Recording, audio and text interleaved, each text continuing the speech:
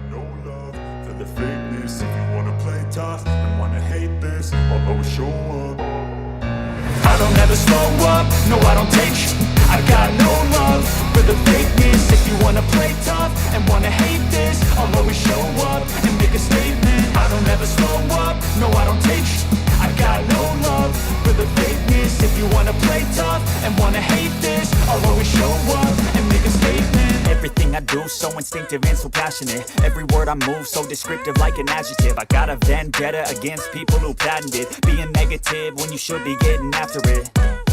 I got facts over tracks, this and that. Spitting slow, spitting fast, I could roast, I could gas. Think I'm okay at last, but I don't know if that can erase all the past. And the pettiness, a reflection of the emptiness. Hilarious, you think you're with my time, you're delirious. Mysterious, because you hide behind a fake exterior. Inferior, you know I'll always be a bit superior. Get off of me, this ain't no humble brag. I want you to hear words, you can say them back. I want you to feel free from the chains at last, and to believe in what you got, it was built to last, yeah.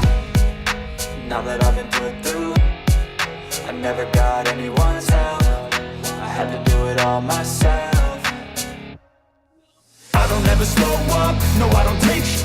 I got no love for the fakeness. If you wanna play tough and wanna hate this, I'll always show up and make a statement. I don't ever slow up, no I don't take sh**.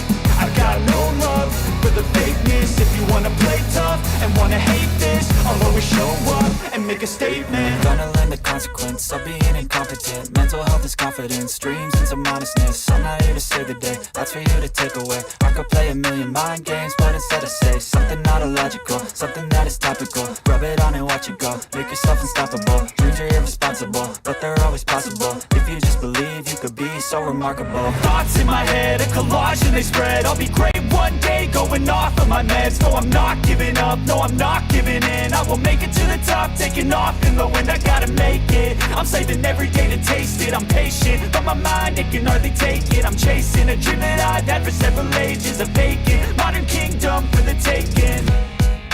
Now that I've been put through, I never got anyone's help. I had to do it all myself. I don't ever slow up, no I don't take sh**. I got no love for the fakeness. If you wanna play tough and wanna hate this, I'll always show up and make a statement. I don't ever slow up, no I don't take sh**. I got no love for the fakeness. If you wanna play tough and wanna hate this, I'll always show up and make a statement. I don't ever slow up, no I don't take shit. I got no love for the fakeness. If you wanna play tough and wanna hate this, I'll always show up. Oh, ladies and gentlemen, welcome to the Value Wrestling. Welcome to your Smackdown post-show review. Yes, it's an incredible entrance song. If anybody's seen us go on Twitter talking about this song, because Grim used it on his Toy Show podcast, his wrestling show, I had to tweet at him in a friendly banner because I was just like, I hadn't heard anybody else use it. So that was the first time. So, of course, it's all free, uncopywritten song that anybody has access to as a creator. So it just makes it fun to use it, but when you hear somebody else use it, yes, I do try to stay away from songs that are connected to other people, just so we can be different. But when somebody else is, you're just kind of like, hey, I know that song. So having some fun hollering at Grim the other day about the opening there. Statement by NFX. Can find it on YouTube as a creator. A lot of great songs. Most of our songs come from them nowadays because they hit on point. I mean, it's just like that's some of that best music there. Yeah. But we're here to talk about SmackDown. We're here to dig deep into all of what is SmackDown tonight. We had a decent show, hot open, hot close. Everything else in the middle was kind of, it was what it was. A little disappointing in some aspects, but it achieved what it needed to, and we progressed some storylines along. So we had a SmackDown. Up a SmackDown. So welcome to the show as always.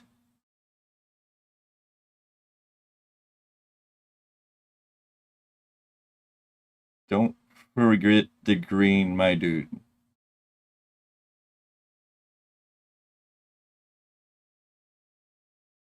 Okay. Oh, I guess because drunk too, right? And don't forget the green. Okay, so you're high and drunk. All right. Now it all makes sense. But anyway, jump into the conversation, jump in the chat, join us. Tell us what you think about tonight's show or felt about tonight's show as we go over all the little gritty details, sort of. I guess it won't be all the little gritty details, but we'll talk about it. Anyways, we get the normal opening of the show. We see all the wrestlers coming in. We get a recap from last week's.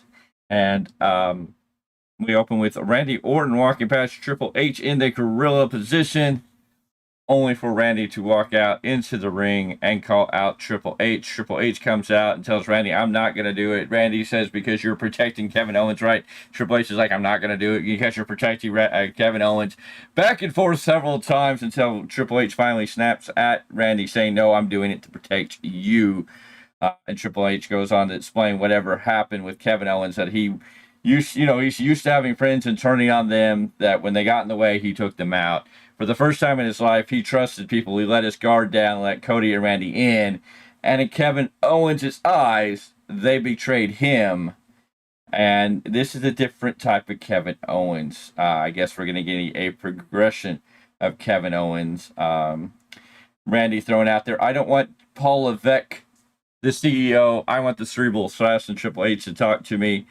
Finally, Triple H gets it and finally submits and lets Randy Orton know that he will get his match against KO at Crown Jewel.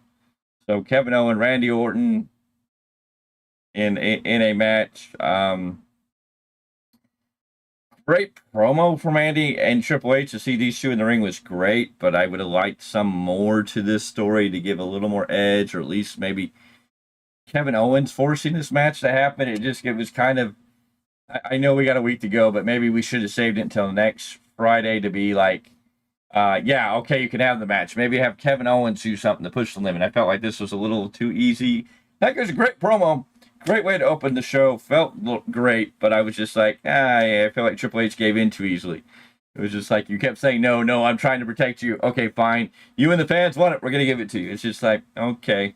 Makes sense. Not discrediting it didn't make sense, at least.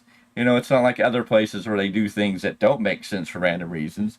At least they gave you a reason to make it sense. But we're here, and so we had an opening. I can't say the promos were bad and everything there. It was just like, I would have liked this to been done maybe in a slightly different way. What is your thoughts, gentlemen? Go ahead, Mr. Clarke. Go ahead and start us off here. Having Triple H in this segment, no problem. But to progress the story, I would have liked to heard from Kevin Owens himself. Because we still haven't gotten an official reasoning besides he sided, that Cody sided, or whatever. I don't know. It's like, we all have our beliefs just based on how the story's gone so far. But I'd like to hear something official from Kevin Owens as opposed to the story being progressed by Triple H. Yes, he's the man to have had to okay the match, if you will. But that could have been done next week, like Big Time just said. So, I mean, not bad, but not the greatest way to go through it, in my opinion. No, I was thinking more of along the lines of something, because he played into the fact that Randy was out for so long. Randy's is up there in age. He's getting hurt more, injury prone. I was more thinking if they build it towards something stronger, to the point where it's like almost like a non-sanctioned bout. If you get hurt, you get hurt, and no one's responsible. But I mean, if that's being done too much, I get it, because I'm tired of seeing it on my weekly television where there's supposed to be rules in a match and then it doesn't make any sense, or the referee just doesn't count at all. But they could have at least built to it and be like, no, have them walk out, and just build it for next week and give it to them. Anyways, we opened the show. We got there. At least we're going to get the match at Crown Jewel. Is it too soon? Is it too early? I think they could have built more on this, but we'll see how it plays out. We opened up with the seventh of the 7 series matches between Andrade and Carmelo Hayes. Of course, LA Knight playing special guest referee. This match was good. It was a hot match to start off the show, but it ended like doo-doo. In the end, Andrade takes exception to Knight. Knight hits him with blunt force trauma, and then hits Hayes with blunt force trauma, and then Knight celebrates in the ring, saying, I'm the champion, I win, yada, yada, yada. And so now we have to. Yeah, I don't know.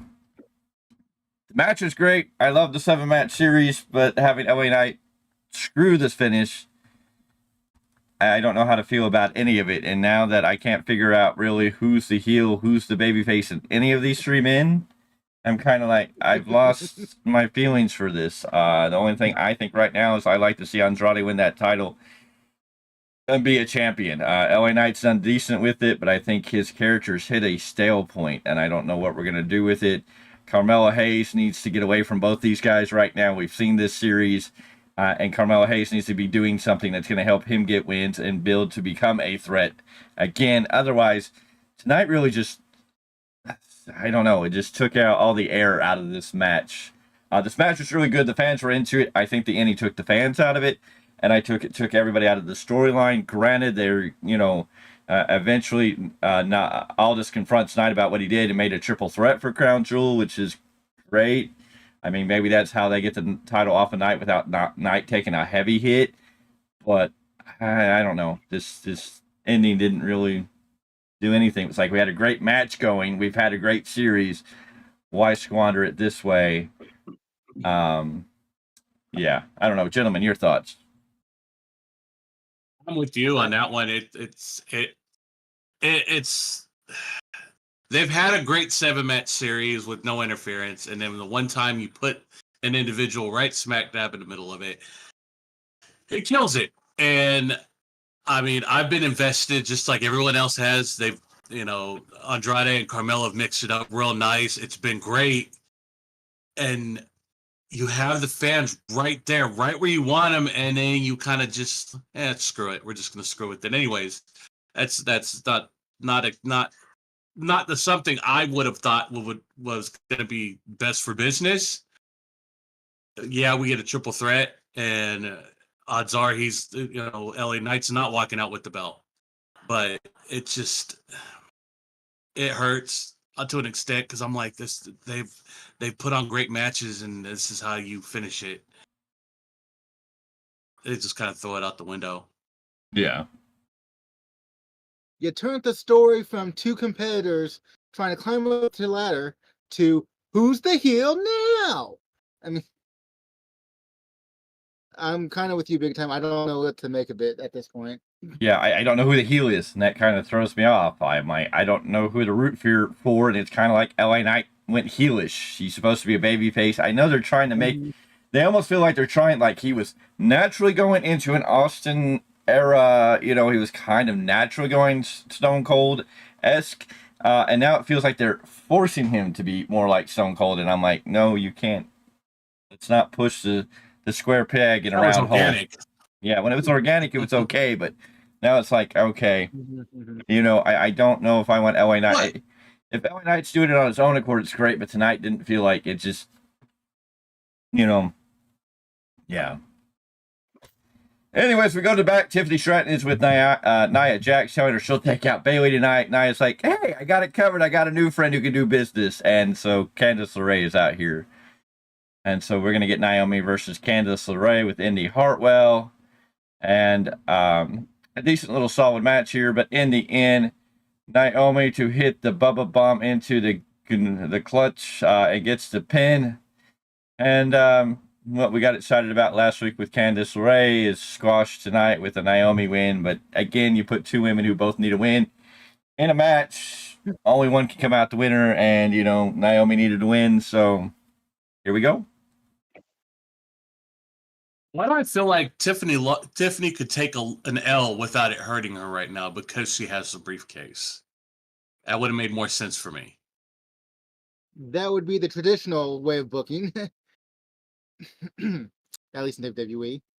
Mm-hmm. I wonder though if this is more for storyline in the sense of like we're giving Nia not an official stable, but some more associates. Just because one, it gets them on camera, gives Candice something to give Indy Hartwell something to do. Mm-hmm. And this maybe wasn't so. I mean, it goes into the tension between Nia and Tiffany a little bit, but not the sole cause of it. You know what I'm saying? It's still really between the characters. Yeah, I'm not even worried about that. But it's just saying that on a normal aspect of booking is letting Tiffany take that L. But I'm not the booker man, so it's all good. Right. Okay. Uh-oh. I guess I missed something. No, our boy, our buddy, our friend, our compadre, AJ Kirsch was live on Instagram. Or it said he was live on Instagram, so I was going to go say hi and wish him well on whatever he was doing real quick, but then I clicked into Instagram and he's not live, so I don't know what's up with all that. I was real quick. I was going to tell you, I don't know if you caught some of the boards. Oasis Pro's happening tonight. One of the matches is El Chupacabra and our boy, the Dark Fox, going toe-to-toe tonight. Yeah, I did see that the Dark Fox Illuminate is in action tonight at Oasis Pro Wrestling. I didn't see who he was against. I was paying that much detail because we can only cover so much.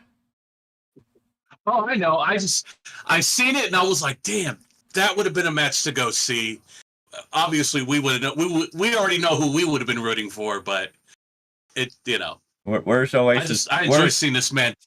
Where's Oasis Pro? Vacaville. That's a hike of a trip up there. Aren't they doing? I mean, damn, about Vacaville getting hit because Vacaville Vallejo, aren't they doing the Ugly Dojo doing their event Friday? I think tomorrow. Yeah. No, today it's Friday. No, tomorrow's Saturday. Oh. Yeah. One of these days. Yeah. I don't know. There's so much independent pro wrestling out here. Mr. Z, if you want to find independent pro wrestling, Mr. Z's the guy. He'll find you about 10 shows in a week. Hey, what's wrong with that? We cover independent pro wrestling. So, I mean, folks, you got to be here. If you want information, we'll give it to you. Yeah, no, nothing wrong with it. I'm just saying, you're the guy that knows, like, you find them all. I'm like, okay. I'm like, I'm just trying to cover the ones we do know about. Did you find like 10 more? And I'm like, okay. Holy crap, there's like one on every corner nowadays.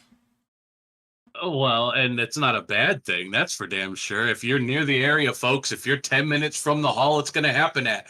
Take the family down there. Take them out to dinner and then go watch some pro wrestling. Enjoy yourselves.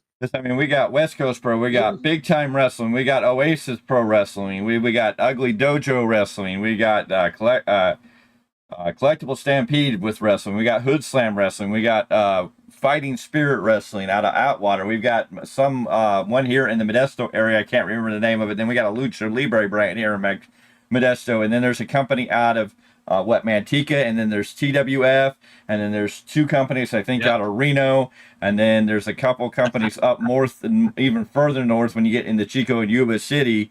I can't remember all the names of all these places, but good God Almighty, they're all over and everywhere. And that we haven't even crossed down south very far because I'm sure Fresno and Bakersfield and all these other areas have about another 20 million. But yeah, you find one, and then they're all like, "Hey." So we're gonna do some kind of a remix with DMX song. Z gonna give it to you? Hey, all I know is maybe some of these places do want the big man and the medium-sized man, Big Time over there, to come down and check out the action. We're not that hard to find, folks. No, we're not, but we have to make sure our schedules align with everything because we have priority number 1, and then we have what maybe priority number 2, and then we have priority number 3, and then we have many little other events. I mean, we have, all these different things, and we never know when we're going to be called either. That's the other thing is we're always right. We have to be on standby, always ready, because we never know when we're going to be called for something. Yep. Anyways, let's get back into SmackDown so we can finish this out. We get to look at the big stupid Gotti belt. Yay. And then we get the promo package between Cody and Gunther. Decent promo. I'm just kind of like, let's let these guys fight, get it over with. I don't think this match means a whole lot. I think it's got to be Cody who goes over to set up something. I don't see what Gunther winning the title, I guess, could help out Gunther, but I think I don't know what the storyline after Gunther winning both titles is. Cody, I get it. I think that brings out The Rock more or some other aspect that he has 2 belts, and so we build into Cody having these semi 2 belts. the Saudi belt's not going to be defended again until Saudi Arabia. I know a lot of those AEW tribalist marks are out here going, no, they're copying AEW. AEW has the Continental Crown title that they have a tournament for. Now they're going to do the same thing. They're going to have a belt that's defended once a year. Cool. I just don't. I don't know. I don't know how to feel about this belt. I'm tired of seeing the belt and them treating it like it's the God's belt. Like this is the greatest belt of all belts in all of history. Like, they go, oh, NWA, you got 10 pounds of gold. Well, we got like 30 pounds of gold and diamonds and rubies and all this stuff for one show every year, just to help put over the Saudi show. I don't know. The belt's just, it's killing me. They're touring this around. They're look, it's the belt, and people are opening the case like, oh, I'm blind, it's so bright. I mean, y'all see Pulp Fiction? There you go. Now you're gonna make me go Samuel L. Jackson. Say what? What? No. Anyways, I don't know. I'm like, Cody's good. Gunther, the match is gonna be great, no doubt about it. But I don't know if I really care enough about any of this. It's like Cody and Gunther. Cody has bigger issues to be looking at. Gunther's kind of being shoved here because I don't feel they have anybody lined up to lose to Gunther right now. I know there's a lot of speculation that they're saying Gunther and Goldberg are going to get tied up at Survivor Series, which kind of scares me. Does this mean Goldberg is going to be in Saudi for something to continue that? I don't know. This is very confusing. I mean, I get it. They're having this big match, but it's just like I don't know if it's getting over as well as they want it to get over.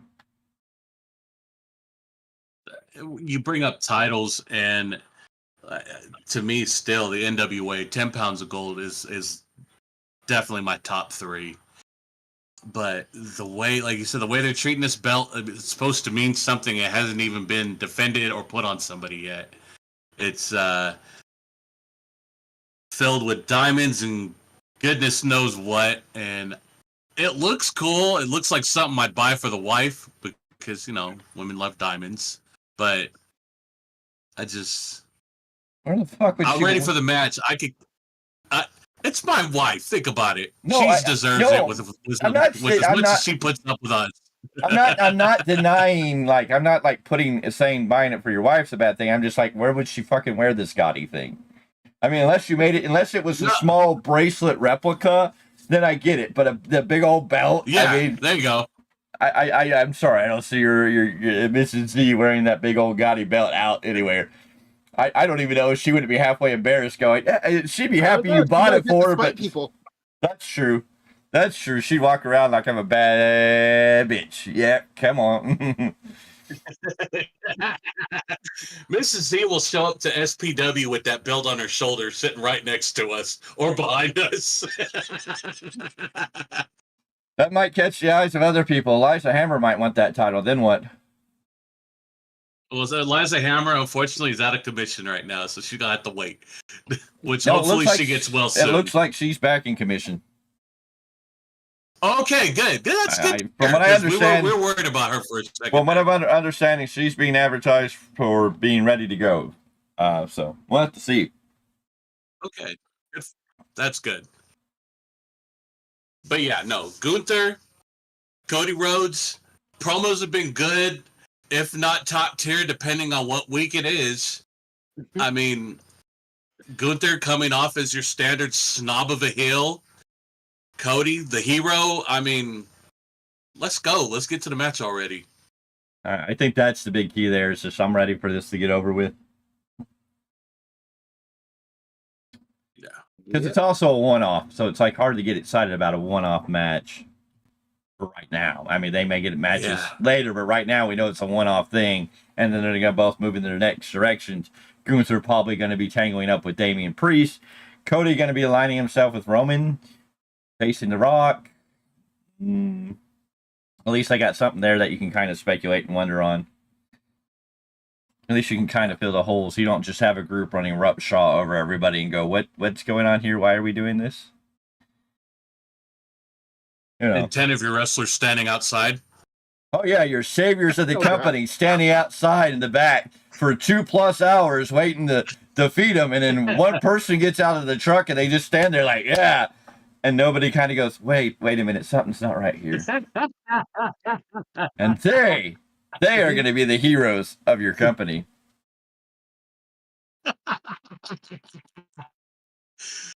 You can hear Cornette having an aneurysm right now. How they treat Mark Briscoe. That's all I'm saying. And where's the biggest guy in your company right now? Will Ospreay. At home. Did is Kyle Fletcher that big of a bad mamma jamma that he took out Will Ospreay? That way Will Ospreay can't even come anymore? Or did the grind have become too much now? No, he's at home sobbing because remember that was his partner in crime, his snuggle buddy, his. I'm not going to say that on air, but yeah, he's heartbroken. That was his buddy he shared with Sky Blue. Oof. That's why this one right here is coming off more serious, and I'm enjoying it right now. So let me enjoy it before they ruin it. Well, then I recommend not watching Collision this week because he's fighting like nobody. Who is he fighting? He's fighting somebody that's not even worth his time on Collision. Of course not. Isn't it always that way? He's got a match. I'm just like, how do we go from here to there with Collision? Just like tonight on Rampage, Ricochet's fighting Nick Wayne, and then tomorrow night on Collision, he's going to fight Leo Rush. Oh, the OTC's in the room. Welcome, OTC. Yay. Nick Wayne. You hear the crowd going nuts right now. Everyone's asking for more Nick Wayne. And that's right. Jay White on Collision is going to take on Shane Taylor. Come on. Who I know in Ring of Honor is something of, interest, but on the main roster is like, who? That's when you have the New Day come out and go, who?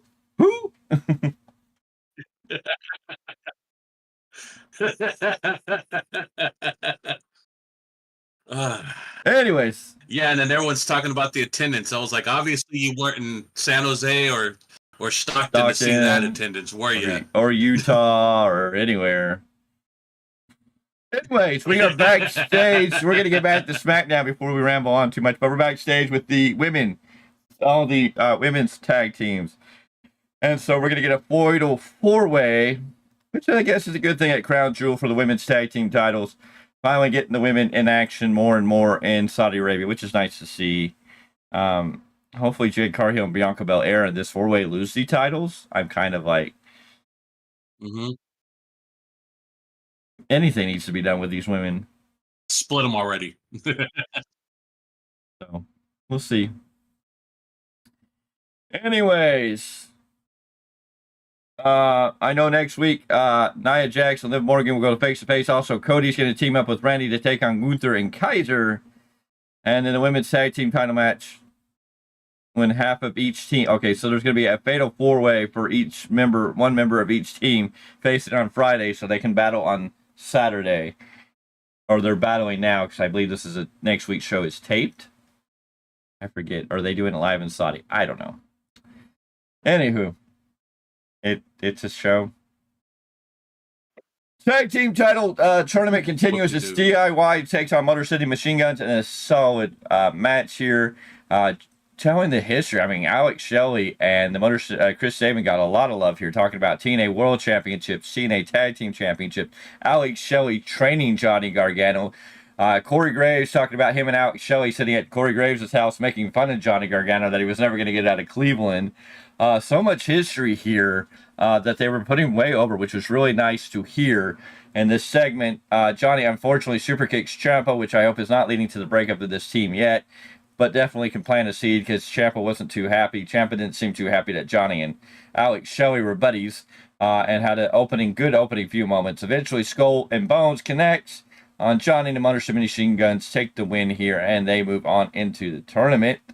which shockingly turned into a whole different world when the Bloodline came out to confront them. Nick Aldis came out, the crowd wanted, everybody wanted, and so we got the tag team title match tonight. Tama Tonga Tongaleo versus Tama Tonga Tongaleo versus Motor City Machine Guns, with the rest of the Bloodline at ringside. Eventually, Jimmy comes out and chases Roman chases Jimmy and Jay. Yeah, they eventually come out. No, Jimmy comes out and then Roman comes out and chases him away. Eventually, Jay comes out to help super kick Tama, crushes him with a chair and a spear, and then we get Skull and Bones on Tama as the referee was distracted. And the Guns, in only their second night in the company, are now your tag team champions. That match went 7 minutes 26 seconds. New tag team champions here. I guess you can feel some way. They did talk a lot about the history between the Motor City Machine Guns and their tag team reigns, and the New Japan era where they faced the Guerrillas of Destiny in New Japan. Lots of love and the historical value given out tonight, so it was good to hear WWE giving the praises there. Alex Shelley and Chris Sabin now can put their names in the hats of people like the Dudley Boys and the Steiners and some of the greatest tag teams in professional wrestling for holding belts in multiple different companies, and WWE. I mean, there's a lot of teams out there, not a lot of teams out there that have held many belts, but Alex Shelley, Chris Sabin now holding WWE tag straps along with former TNA tag champions. I believe they were New Japan tag champs in some point in time. Yes. So junior heavyweight. But I mean, hey, it's a rich, the Dudley Boys. I mean, there's the Hardy Boys. I'm not going to mention everybody's favorite tampon buck, so Road Warriors. Don't even ask. Road Warriors. Yeah. Well, and I guess the Guerrillas of Destiny now too, because they held the WWE tag straps, New Japan, Ring of Honor. So big names that the Motor City Machine Guns are. The only thing with the Motor City Machine Guns is fix that freaking horrible theme song. Fist up. Pow, Thank pow, you. Fist up. Pow, pow. I don't know. I hear that fucking helicopter sound and I'm waiting. I was thinking more of like the smoking guns. I was like, what the hell's going on here? Yeah. Just horrible stuff. Guns had a better theme. What are you talking about? Yeah. But this thing sucks, and they set it up because you hear that helicopter, and I think I mean I get it. I'm a Metallica fan, so I hear a helicopter in a song, and I'm ready for one to hit the airwaves. But I'm like, it just doesn't match. It's just like you get the helicopter, you get all this big buildup. I like the buildup, but then it's just kind of like fist up, boo boo. And I'm just like, this sucks. This doesn't. These guys need a stronger riff that needs to, it needs to feel Detroit, needs to feel like Motor City, If it's not an Eminem rap song, at least give me something with a heavy beat. Or hell, can't we at least get something like a Kiss style song? I mean, if we want to give us something Detroit, either Eminem or Kiss, or give me something that has a riff that's like going to be just hit. This song just is like, yeah, I feel like I'm watching a B-rated tag team.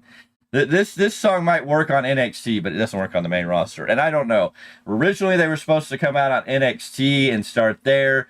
Things may have been changed because of the screw job by Tony Khan not letting the Lucha Brothers come over. So this may have been what changed up a lot of things. Why the Motor City Machine Guns are on SmackDown. So I don't know. This may have been the theme song they were going to use in NXT, but it sucks. It just doesn't do anything for these boys. No, not at all. Like I said, the music is bad. I mean, hell, the Good Brothers have better music, and they were using variations of theirs from New Japan or TNA. And I was kind of hoping maybe they do the same thing with the Motor City Machine Guns, but it looks like they went to the bottom of the barrel to see what they got.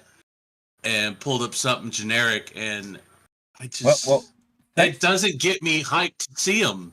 Well, thankfully, it looks like the WWE ended their music contract with whoever it is, which is definitely something we'll get more in detail on Sunday when we do our weekly roundup and discuss all that wonder stuff. But it does look like hopefully WWE is moving in a different direction. That's many people backstage are not happy with the current theme songs and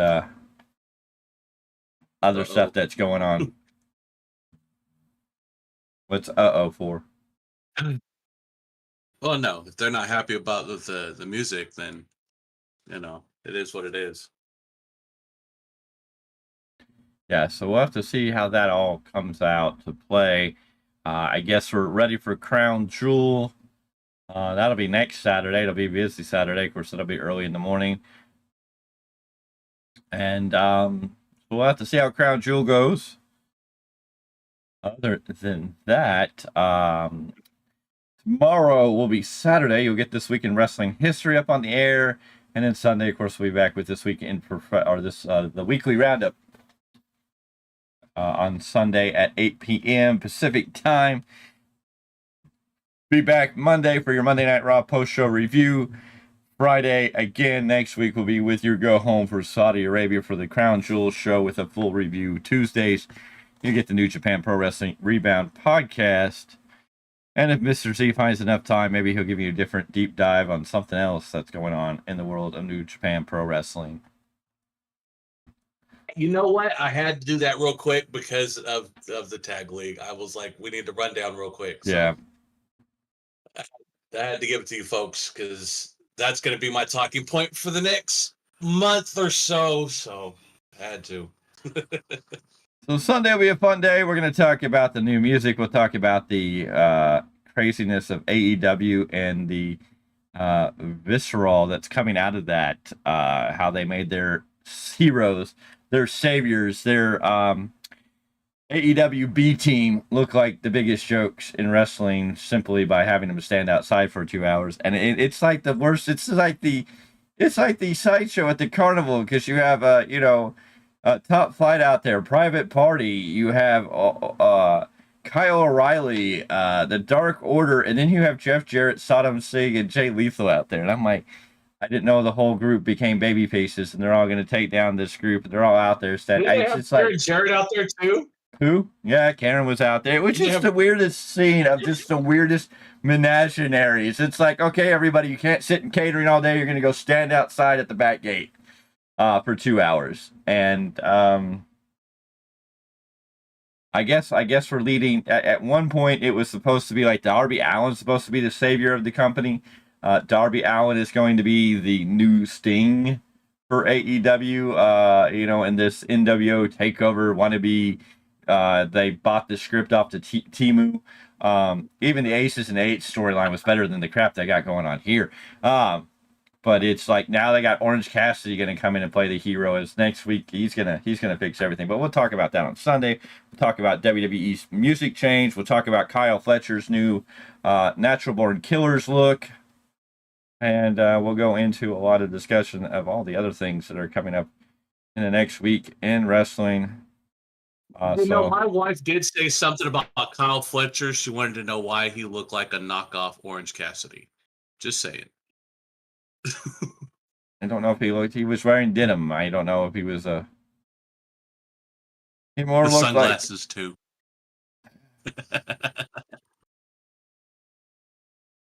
I don't know.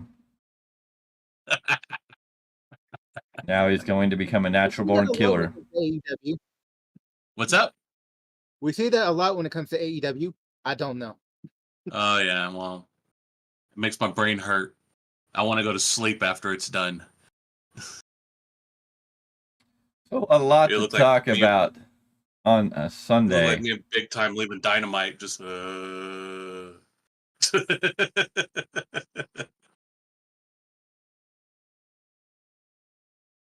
Yeah. We try, folks. We try. We try to be excited. This doesn't work. I don't know. We'll talk about Mr. Z's favorite boy and his new vodka his new inspired vodka.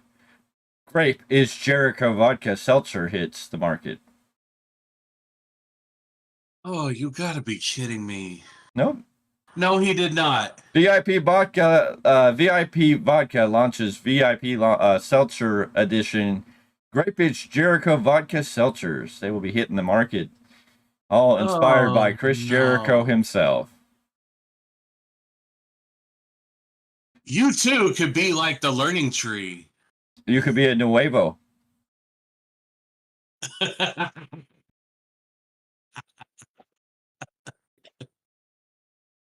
How's that make you feel? No. No. Because a little bit of the bubbly wasn't bad enough. Yeah, that was the most nastiest stuff I've ever had in my life, and I didn't even buy it. Someone else did and brought it over. And we'll talk about Orange Cassidy coming out and saying he rejects the idea of being the face of AEW. So that'll be interesting. Oh, that must hurt Tony's feelings. Tony's probably in his room crying right now. I don't want to be the face of your company, Daddy. We'll talk about AJ Francis and his contract with TNA. Just because why not? Why? So he can say mean things to us again? He bought me, so he can't really say much. I mean, if he's got his panties in a bunch because I said he can't jump over a top rope or dive over a top rope, I don't know what to say. I mean, Jesus. Come on, you've taken better bumps than that. That's a video we need to send to him. You took a better bump than he did. But, yeah, there'll be a lot to talk about on Sunday. It'll be an interesting Sunday. All the details will come out. And, yeah. SmackDown started off hot, Sunday. ended mid. Yes, it's Sunday. It's not your favorite Sunday. Every third Sunday is your favorite Sunday. I know. That'll be Sunday, Yes, November 17th, when SPW brings you Still Hungry live for the SPW Arena in Elk Grove, California at the Soccer World Indoor Arena. You'll want to be there for that major event. It should be a fun time. Still waiting to see what we're going to see, what the card's going to be like. But it's going to be Supreme Pro Wrestling. Canned food drive, though, folks. Canned food drive. Yep, we are going to fill it up. We will load it up. Let's fill semi-truck after semi-truck after semi-truck of food for those in need this holiday season. Thanksgiving is right around the corner. Let's get these food trucks. And, of course, Christmas right after that. The holiday season is always a time where people in need that little extra help. And so it'll be a good time to give. If you can give, come out to the show, give out what you can. And I mean, like I said, you can dig in the back of the cabinets. Everybody's got something in the back of those cabinets that's been sitting there that nobody's really going to eat, that you can pass along to somebody else that'll be happy to have it because they want it. You know, it's not always the easiest when you can't afford to do things, and when you can find ways to get extra little help. It's always nice because bills are expensive. And when you're having a hard time already paying bills and trying to buy food in this day and age, where you can pretty much buy $100 worth of food and carry it in one bag, you know something's wrong in this day and age. So we need to help out everybody we can. And so they're going to have a big canned food drive at this show. So it'll be a lot of fun. And it'll be big fun. Of course, the next month they have their big Christmas show. And they'll be doing a big toy drive. And so that should be a lot of fun. Gentlemen, anything else you want to add to it tonight? I kind of wanted to circle back to the main event a little bit. Okay. On one hand, I'm happy for the Motor City Machine Guns, but the fact it had to be interwoven into the Bloodline storyline, I'm like, in any other company, this would have been a main event tag team bout for the ages. It don't matter if it was New Japan, any company. And this being the top company in the world, I'm just like, you put an asterisk by their name by having it interwoven with the Bloodline storyline. I'm like, damn it. How's an asterisk? They won it. They won it, yes. But they didn't win it like they should have. Like they did it on their own. You made a babyface team look not as strong as they should have. And especially after. Again, it's only their third match in the company, and they've only been on 2 shows. So, I mean, it's kind of, it is what it is. I am surprised they even moved the titles in the way they did. So, I guess they were trying to do something. They took. I guess going into Survivor Series, they don't want anybody in the what is War Games with gold around their waist, maybe, unless it's Cody. I don't know if Cody. I'm assuming Cody's going to align with Roman and Jimmy and Jay in this storyline. I know a lot of people are going to pick Sammy, and Sammy may re-show up. I don't know if this will be a 4-on-4 or a 5-on-5. We don't know where Hikuleo is. A lot of rumors about Zilla Fatu, and we don't know what The Rock's play in all of this is. Will The Rock join as the fifth man? Will this bring Cody in as the fifth man for the other team? I have to assume they're going to bring the they're going to bring the WWE champion Cody Rhodes in the War Games. Gunther will be defending the world title and doesn't fit in here. So, I mean, you have to kind of figure what are you going to do with Cody. They don't really have anybody for Cody. Cody's still tied into the bloodline. They haven't given us any other major competitor on the SmackDown brand outside of Solo, Roman, and The Rock. These are the three main. Well, I mean, Kevin Owens once he comes back, but he's tied up with Randy at Crown Jewel. I mean, I guess you could go Kevin Cody there, but I think you might do Kevin Cody after this or even at the Rumble, because I don't know if we're going to have a December pay-per-view. So if I were a betting person, I would probably think the Rumble for Cody and Kevin. Yeah, well, it'll definitely happen again at some point. We'll have to see how it plays out, but I'm assuming Cody's going to be in the War Games match in a 5-on-5. I think you might bring Sami Zayn back. Would be the original bloodline. You put them all back together, and I think it'll be Sammy and Jimmy Sammy, Jay, and probably Jimmy that get Roman to work with Cody one last time to take down. Because I'm waiting. The Rock has a major play in this, and I think The Rock has to be in this unless they're going to bring out somebody else. I just feel we're still not, all the pieces aren't in place, and I feel it's going to be a 5-on-5. So we'll have to see. Of course, right now we got Crown Jewel next Saturday, so that should be an interesting show. Bright and early in the morning. Oh, yeah. Anything else, gentlemen? Nope, let's get ready for Sunday. Yes, we will be back Sunday with your weekly roundup podcast where we'll break down everything that happened in this week in professional wrestling. It should be a fun time. And with that being said, I guess it is best to get out of here. See you, folks. Get ready for another weekend. We'll get through the weekend and we'll start another week. It'll be a fun time. And we will see you on the next one. I got no love for the fakeness. If you wanna play tough and wanna hate this, I'll always show up. I don't ever slow up, no I don't take shit.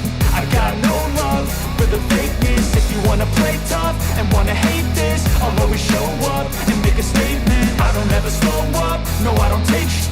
I got no love for the fakeness. If you wanna play tough and wanna hate this, I'll always show up and make a statement. Everything I do so instinctive and so passionate. Every word I move so descriptive like an adjective. I got a vendetta against people who patented being negative when you should be getting after it.